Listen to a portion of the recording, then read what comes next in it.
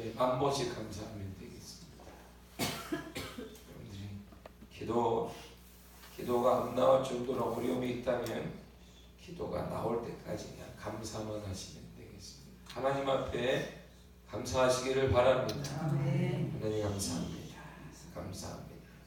이 기도가, 이 언어가 끊임없이 나오기를 바랍니다. 오늘 이 본문을 보면요, 지금까지 농부들에 대한 행동에 대해서 주인이 이제 그에 대한 반응을 하는 게 나와요. 자, 첫째, 농부들에게 주인이 포도원 밭을 다 일군 다음에 포도원 밭을 다 일궈요. 그 다음에 농부들에게 세를 주었습니다. 그리고 세를 준 다음에 일상적인 농부에 대해 주인은 주위에서 세를 잘 내는가 이렇게 봐야 되는데, 세를 준 다음에 멀리 떠나버렸습니다. 타국으로 갔다. 그래서 멀리 떠났어요. 그 다음에 이제 때가 되니까 주인이 종들을 보냅니다. 그래서 종들을 보내서 세를 받거나 또한 계약에 따라 또한 여기 소출의 얼마를 받으려고 종을 보내었더니, 가만히 농부들이 생각하니까 어차피 주인은 오지 않으니까 이 농부들이 뭐 와봐야 무슨 힘이 있겠냐. 그래서 처음엔 때려요.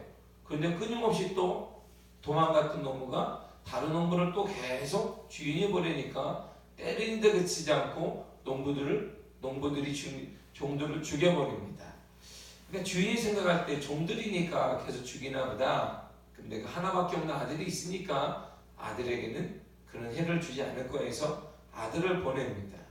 그랬더니 이 농부들이 생각할 때도 아들마저 죽이면 그가 상속자니까 상속할 사람이 없지 않느냐, 다 우리 꼴이 되지 않을까 해서 아들을 죽여버려요. 여기까지가 8절에 대한 내용입니다. 1절부터. 그러니까 세를 주고 주인이 멀리 떠나고 주인을 대신해서 종들을 계속 보냈는데 종들을 때리고 죽여요. 그리고 아들을 보내었더니 아들은 잘 대할 줄 알았더니 아들까지 죽여버려요. 이에 대해서 이제 포도원 주인이 행동하는 게 오늘 본문의 9절이에요. 지금까지 모든 것을 볼 때 이제 주인이 거기에 맞게, 농부들의 행동에 맞게 반응을 하게 됩니다. 9절이 이런 내용이잖아요. 그래서 포도원 주인이 어떻게 하겠느냐, 아들까지 보내는데 죽였다. 그런데 어떻게 하겠느냐, 어떻게 하냐면 포도원 주인은 세 가지를 해요. 자, 뭐랄까요? 첫째, 뭘 한다고요? 뭘 한다? 뭘 한다고요? 진멸한다. 그 다음에 다른 사람에게 준다. 근데 먼저 그 앞에 딱 한 단어가 하나 있어요. 그보다 먼저 진멸하기 전에, 다른 사람에게 주기 전에 뭘 한다? 온다. 와서, 이런 말이에요. 와서. 지금 어디가 있어요? 멀리 타국 1절에 보면 타국으로 떠났잖아요. 1절에 보니까 타국으로 갔는데 이제 온다. 주인이 와서, 둘째 진멸하고, 셋째 다른 사람에게 준다라는 말이에요. 가장 중요한 단어가 뭐냐면 진멸하거나 다른 사람에게 준다는 뜻이 아닙니다. 여기서 가장 중요한 단어는 온다는 거예요. 온다. 반드시 주인이 온다. 할렐루야. 우리에게 뭘 주님이 주었어요? 맡겼습니다. 그러면 중요한 사실은 반드시 주인은 온다는 거예요. 그때가 언제예요? 몰라요. 그때와 기한은 우리가 모르지만 하나 분명한 사실은 그분은 반드시 오신다, 이런 말이에요. 이것이 바로 재림신앙이에요. 재림신앙. 이것이 바로 또한 부활신앙입니다. 우리가 이 땅에 사는 동안 신앙생활에 있어서나 윤리적으로나 여러 가지 면에 있어서 바로 쓰지 못하는 것은 이 재림신앙이 없기 때문이에요. 부활신앙에 대한 확신이 없기 때문입니다. 예수를 믿는다는 건 이 땅에 살면서 잘 살고, 지금까지 우리가 어려웠으니까 잘 살 수 있습니다. 고통당했는데 고통 안 당하고, 예, 그럴 수 있습니다. 질병 중에 있는데 치유받고 예, 그럴 수 있습니다. 제 짧은 목회 기간에도 물질 축복을 받은 사람들도 많았고 질병이 치유받은 사람도 많았고 기도할 때 놀라운 병원에서도 포기한 불치병이 예수 이름으로 치유된 사람도 많았습니다. 그러나 이것이 예수 믿는 목적은 아니에요. 예수 믿도록 만드는 이런 모든 것들이 수단입니다. 예수를 믿는 것은 하늘나라에 대한 소망과 하늘나라에 가기 위한 것입니다. 우리에게 그렇다면 가장 간절한 신앙이 무엇이 있어야 되냐면 주님이 재림하신다는 거예요. 주님이 재림하시면 이 땅이 끝나는 날이에요. 그것이 이 땅이 끝나는 날이고 우리를 부활한다는 거예요. 이 신앙이 점점 오늘날 조국교회의 복음의 메시지로 점점 사라져갑니다. 사람들은 그걸 싫어해요. 그리고 재미없어 합니다. 그래서 많은 교회가 재림에 대해 얘기하면 이단이 아니겠느냐, 부활신앙을 얘기하면 너무 우리를 협박하려고 하는 거 아니냐, 이런 어리석게 생각하는데 우리의 삶의 부분을 지금처럼 어두워지고 타락하고 깨어지고 이런 많은 가정이 발생하는 이것을 세우는 비결은 주님에 대한 재림신앙이 있으면 함부로 행동하지 못하고 함부로 말하지 못하고 함부로 우리가 다른 사람에 대한 평가를 할 수가 없는 것입니다. 오늘 우리 신앙이 지금 좌로 갔다가 우로 갔다가 여호수아에게 주님이 좌로나 우로나 치우치지 말라 하셨는데 계속 치우치는 이유는 주님이 우리 주인이 오신다라는 개념이 잃어버리기 때문이에요. 잃어버리니까 자신의 생각에 따라 감정에 따라 행동하는 것이고 이것이 조금만 더 나가면 이것이 주님 보실 때 어떻게 느껴지냐면 기준이 자신이 되는 거예요. 자신의 기분, 자신의 생각, 자신의 모든 것이 기준이 되어버리니까 하나님 말씀이 기준이 되어지고 하나님이 기준이 되어야 되는데 그 기준을 잃어버리고 내가 기준이 되는 거예요. 내가 기분 안 나쁘면 나쁜 거예요. 내가 기분 좋으면 그도 좋아야 되는 거예요. 이게 어린애예요. 어린애가 그렇단 말이에요. 응? 자신의 모든 것은 자신의 기분에 맞추는 건데 우리가 아직도 그런 신앙을 갖고 있다면 그래서 받는 게 적은 거예요.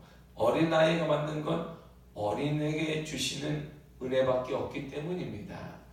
재림신앙에 대한 여기에서 오늘 본문에서 이 주인이 행동한 게 세 개가 나오는데 가장 우리가 먼저 와닿아야 될 것은 뭐냐면 오신다는 거예요. 주인인 포도원 주인, 하늘나라를 만들었던 그 주인은 반드시 오십니다. 할렐루야. 그래서 이 12장 여태까지 본 것 중에 가장 중요한 단어가 뭐냐면 가고 오신다. 1절에 떠났던 그분이 9절에 오신다 이런 말이에요. 동그라미 치려면 어디다 쳐야 돼요? 1절에 갔다가 갔더니 9절에 왔다 와서 이게 중요한 거예요. 맡기면 주님은 전적으로 맡겨요. 우리가 근데 완전히 맡기지만 그러나 언젠가 오신다. 우리의 가정을 맡겼어요. 언젠가 주님이 오셔요. 우리 가정 얼마나 잘 다스렸는지 가정을 얼마나 이끌었는지 우리에게 직분을 주세요. 우리에게 직장 다니게 하세요. 우리에게 배우자 사랑하게 하세요. 자녀를 주세요. 그 다음에 반드시 오신다 이런 말이에요. 그래서 우리는 뭐라 그래요? 청지기라는 거예요. 내 것이 아니라 주님께 맡김받은 사람, 주님의 것을 대신 맡아서 운영하는 사람들, 자녀도 내 것이 아니라 주님 거예요. 가정도 내 것이 아니라 주님 거예요. 물질도 주님 거예요. 직장도 주님 거예요. 그걸 주님이 나에게 맡겨주셨으니까 잘 운영하다가 주님이 오시면 드려야 돼요. 할렐루야. 언제 오신다? 그분이 재림하세요. 언젠데요? 몰라요. 우리 그리스도인의 신앙이 뭐냐면 오늘 산다면 내일 주님이 오신다라고 사는 거예요. 그리고 내일 되면 또 내일 주님이 오시겠구나. 아침에 누리 여러분들이 딱 뜨면 새벽기도 나오기 전에 딱 뜨면 아 주님이 내일 오시겠지. 오늘 하루를 어떻게 살아야 되지? 그래야 감사하시기를 바랍니다. 정말 시험에 들거든 감사 10,000번만 하세요. 기술이 자요. 새다가 자게 되어 있어요. 감사하시기를 바랍니다. 감사가 능력이에요. 감사가 능력이 언제 다시 주님 오실지 모르지만 주님 오시니까 감사하고 나는 내 신앙 지키다가 하나님의 칭찬 듣고 부활하기 때문에 감사한 것이고 할렐루야. 자, 주님은 오세요. 첫째 주님이 오시고 오신 그분이 두 번째 할 일임을 진멸해요. 누구를 진멸해요? 농부들을 진멸하겠다. 이들은 철저히 파괴하고 되게 무서운 말이에요. 없애겠다. 진멸하니까 가나안 땅에 들어가서 이렇게 하라 그랬어요. 진멸하는 것은 씨를 말리는 거예요. 가나안 땅에 들어가거든 너희들은 모든 생명이 있는 것들을 싹 죽여. 이게 진멸하는 거예요. 그리고 어떻게 하나님이 사랑의 하나님이 은혜 하나님이 진멸하라고 할 수 있지? 이것은 우리에게 뭘 얘기하냐면 이방에 대해 이방신에 대해 타협하지 말라는 걸 얘기하는 거예요. 오늘날 우리들의 가장 큰 이방신이 어디 있을까요? 세상 사람들 알아요. 그게 바로 물질 유통입니다. 거기에 대해서 딱 손을 거야 하는데 우리가 지금 직면하지 못하고 있어요. 그래서 기웃거리고 거기에 힘을 쏟아주고 거기에 마음도 가고 몸도 가는 거예요. 그건 마음도 몸이 이쪽으로 갈수록 놀라운 사실은 하나님과 멀어져요. 하나님의 소리가 어느 순간에 안 들려요. 누구 소리가 들리는데 물질의 소리가 들려요. 물질의 소리와 연관되면 무슨 소리가 힘이 돼. 물질은 모아지면 힘이 됩니다. 이게 흔드는 거예요. 오늘날 이 나라가 그래요. 그래서 30대에 조금 배운 사람들이 그래서 이 한국을 포기하는 거예요. 그리고 어린아이를 데리고 유럽으로 가는 거예요. 아예 한국에 안 들어 이민 가는 거예요. 이민을 가요. 조국 땅을 버리고. 이게 안타까운 것이죠. 오늘날 유행처럼 번지고 있습니다. 유행처럼 번져요. 제가 알고 있는 제 학교를 하면서도 이들 부모들 얘기하면 30대 좀 배우고 돈이 약간 많지는 않지만 있다 그런 사람들은 다 대비해요. 뭘 대비하나 했더니 이민을 가려고 그래요. 한국을 다시는 쳐다보고 싶지도 않다는 거예요. 너무 마음이 아파. 당신 한국 사람인데 당신 한국 사람이 근데요 이렇게 물어요. 현실이 그렇잖아요. 이들이 지금 얘기하는 게 그런 얘기를 서슴없이 조국 땅에 대해서 해요. 누가 만들었는데요? 우리가 만들었어요. 우리가. 누가 만들었는데 그 30대 가정의 윗세대인 아버지 세대가 만들어서 어머니 세대가 물질이면 다 되는 거야. 성공하면 되는 거야. 남들 볼 거 없다. 짓밟아서라 성공해야 된다. 이런 게 있었어요. 그래서 이런 후원아이 그들이 공부하고 나름대로 돈을 모았어요. 근데 눈을 딱 떠보니까 아 사는 게 이게 아니구나. 그리고 이들은 해외에서 공부 좀 했단 말이에요. 사는 게 이게 아니구나. 그래서 돈을 싸들고 어디 가냐? 유럽으로 이민 가는 거예요. 다시 한국에 안 오겠다. 이런 일이 지금 우리 주위에 일어나요. 왜? 물질이 주인 되면 미래가 없는 거예요. 이런 물질이 주인 되면 잘 될 것 같지만 이 나라가 얘기해요. 애들을 왜 안 낳아요? 자녀가 왜 없어요? 한국 서울에 이번에 초등학교 신입생을 받았어요. 50명의 신입생이 안 되는 학교가 37개 학교예요. 서울시에. 경기도는 말할 거 없고 그 밑에는 말할 것도 없어요. 지금 초등학교가 싹 문 닫아야 될 판이에요. 지금 서울 안에. 왜 안 나는데요? 복지 뭐 이것 때문이에요? 돈 때문이에요. 누가 만들었어요? 우리 여러 번 세대가 만들어놨어요 지금 이게. 그러니까 우리 자녀 세대, 우리 권사님들 자녀 세대가 지금 30대, 40대 이들이 안 나요. 자신이 없는 거예요. 이게 물질이 힘이 되니까 기준이 뭐가 돼요? 다 물질에 생명도 물질 앞에서는 꼼짝 안 하는 거예요. 애를 낳는 생명도 물질 앞 기준이 그거예요. 사람을 죽이는 것도 물질이면 다 되는 거예요. 요즘에 이게 되게 무서운 거죠. 이게 무서운 거예요. 그래서 주님은 가나안에 들어가는 이스라엘 백성에게 진멸하라고 했어요. 하나님 말씀이 아니면 끊어버려라 했는데 우리는 끊지를 않아요. 이렇게 끊기 전에 확 잡아요. 뭘 끊으려고 그러냐면 오늘날 심각한 교회 문제가 하나님을 끊어버리는 거예요. 확 이쪽을 보이지도 않는데 그까짓 거 뭐 이렇게. 그래서 이렇게 된 거예요. 그래서 우리 자녀들이 이렇게 된 거예요. 우리 살리게 된 거잖아요. 그래서 회개해야 합니다. 할렐루야. 하나님의 역사의 때는 왜 회개운동이 일어나? 그래서 회개운동이 일어나는 거야. 우리 교회에 부흥이 임하고 여러분 가정에 부흥이 임하는 전조가 뭐냐? 먼저 일어나는 현상이 뭐냐면 회개가 운동이 일어나야 돼요. 주님 죄송합니다. 감사합니다. 이렇게 은혜 주셨는데 그럴 때 하나님이 이 회개운동과 감사운동을 통해 변화의 역사가 일어나게 될 줄 믿습니다. 고린전서 1장 19절에 보면 오늘 이 진멸이라는 이 말은 육신적인 멸망뿐 아니라 영혼의 죽음에 대한 절망적인 운명을 말해요. 주님이 육신만 아니라 영혼도 내가 확 진멸하겠다 이런 뜻이에요.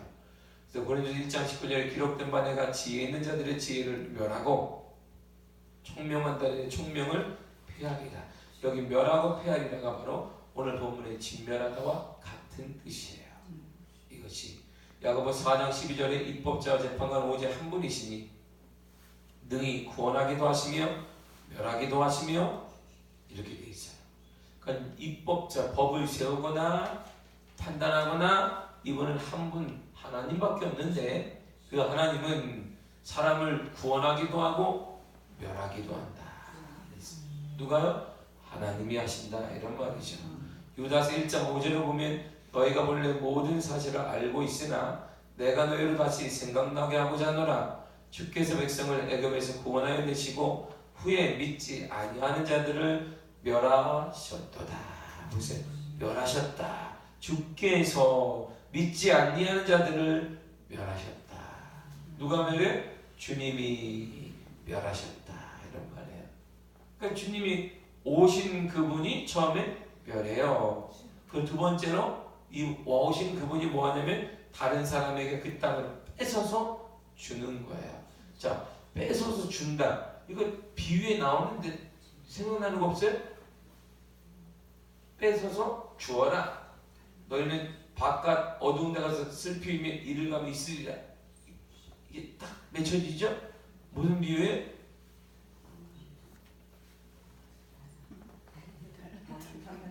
그렇지, 그거예요. 성경은 이게 떨어지지 않는다 이런 말이야.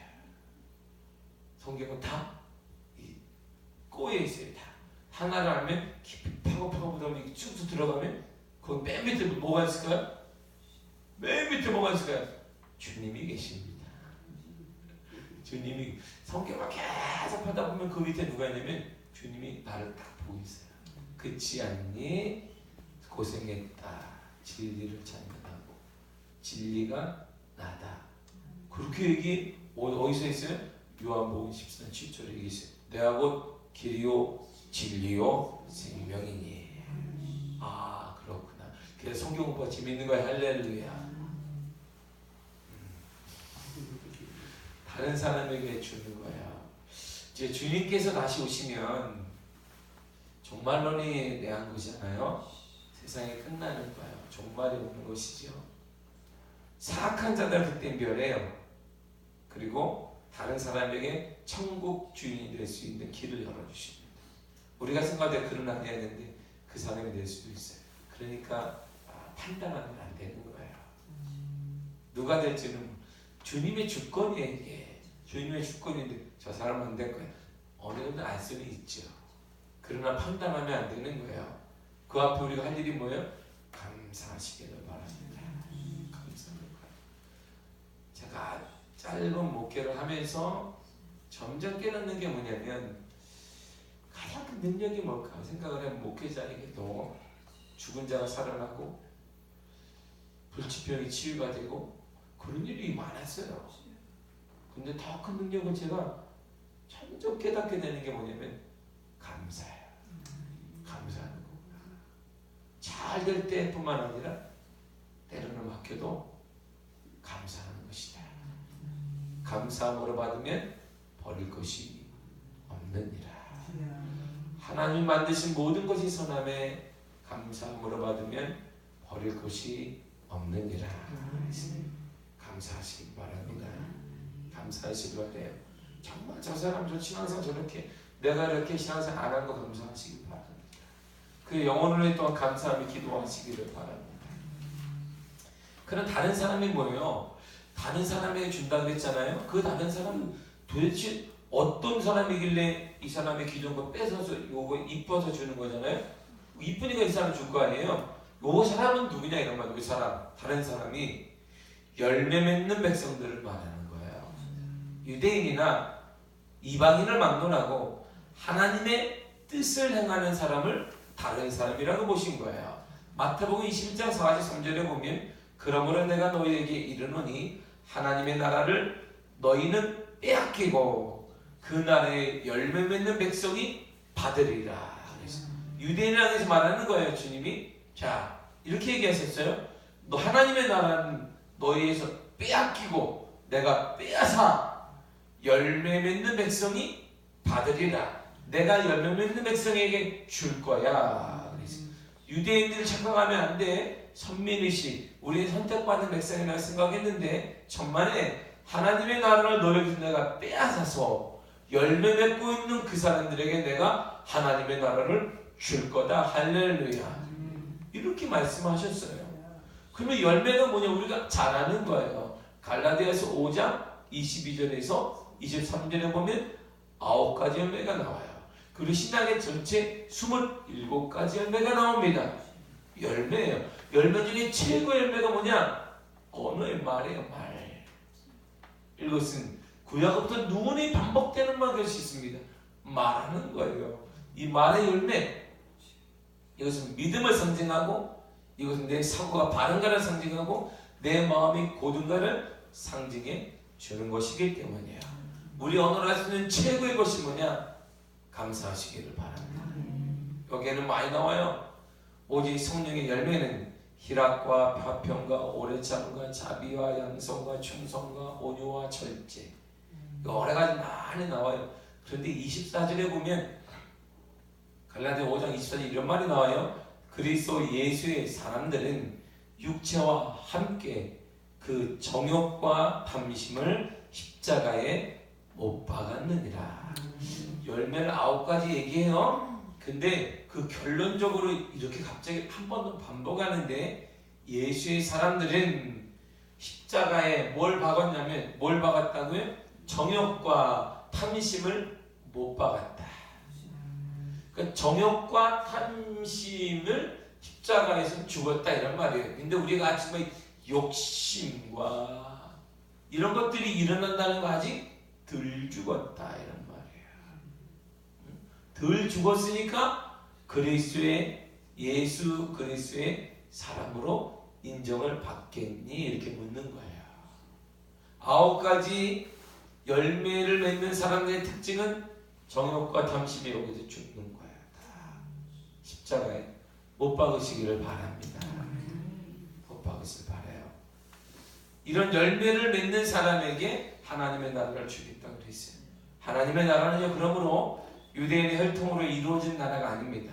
유대인이기 때문에 유대인의 피를 받아야만 그게 아니에요. 예수 그리스도에 대한 믿음으로 이루어지는 나라가 바로 하나님의 나라입니다. 히브리 11장 7절에 믿음으로 노아는 아직 보이지 않는 일에 경고하심을 받아 경외함으로 방주를 준비하여 그 집을 구원하였으니 이로 말미암아 세상은 정죄하고 믿음을 따르는 의의 상속자가 되었느니라.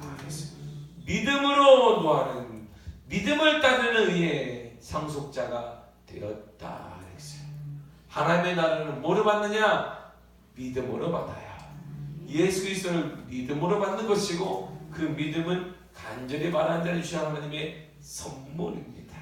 구원은 선물이에요. 사랑하는 성도 여러분, 오늘 가장 이 비유에서 중요한 단어가 두 가지가 있는데 가서 갔던 그 주인이 오신다는 거예요. 우리의 소망이 뭐냐면 오신다는 거예요. 그리고 그분이 어디 계신데 벌써 2000년 전에 그분을 오셔서 우리가 그분은 지금 어디 계세요? 예수님은 정확히 말하면 하나님 우편에서 우리를 중보하고 계시는데 보혜사를 또 한 번 보내셨어요. 우리를 위해 보호하고 변론하고 와가지고 함께 동행하는 분을 내가 가니까 보내줄게. 그분이 누구예요? 성령님이 우리 거기에 있는 거예요. 이렇게. 지금은 구하거나 주여 오시오 이렇게 안 해도 여기 계신 거예요. 여기 우리가. 그래서 신약 이후에 태어난 사람들의 축복이 여기 있는 거예요. 예수님이 왜 그분이 우리를 동행하시기 때문에. 이름이 약간 바꿔서 사람들은 그분을 뭐라고 했냐면 성령 하나님 이렇게 얘기해요. 성부 하나님, 성자 하나님, 성령 하나님 이렇게 얘기합니다. 성령님이 지금 우리와 함께하는 거예요. 그러므로 여러분들의 많은 문제가 기도 제목이 있다 할지라도 그분이 나와 함께 하심으로 감사하시기를 바랍니다. 우리는 잘 모르지만 분명한 뜻이 있을 거예요. 믿고 감사하시기를 바랍니다. 또 하나님이 기쁜 거 주시거든 먼저 하나님 앞에 감사하시기를 바랍니다. 하나님이 지으신 모든 것이 선하네. 감사함으로 받으면 버릴 것이 없느니라. 제가 수천 번 외웠던 말씀 지금도 교회 목회를 하면서 성도들을 만나는데 늘 제 마음속에 신방을 누구를 만나면 이 말씀을 항상 외우고 먼저 가요. 외우고 가요. 사람을 만나기 하나님이 지으신 모든 것이 선함에 감사함으로 받으면 버릴 것이 없느니라. 그러고 만나요. 그가 어떤 말을 반응을 하든 선한 것이다. 하나님이 감사하도록 만드셨다. 하나님이 해결해 주실 것이다. 할렐루야. 이런 마음으로 2018년도에 감사하게 사시기를 바랍니다. 정말 제가 말씀드린 것처럼 힘이 없고 기도할 힘도 없다면 그 말만 하세요. 하나님 감사합니다. 하나님 감사합니다. 하나님 감사합니다. 이것만 외치세요. 정말 기도할 힘이 없어요. 어려움을 당할 때. 그때 하나님 우리의 소리를 듣고 하나님 우리를 위로하시고 찾아오시고 힘을 더하여 주시리라 믿습니다. 기도하겠습니다. 하나님 감사합니다.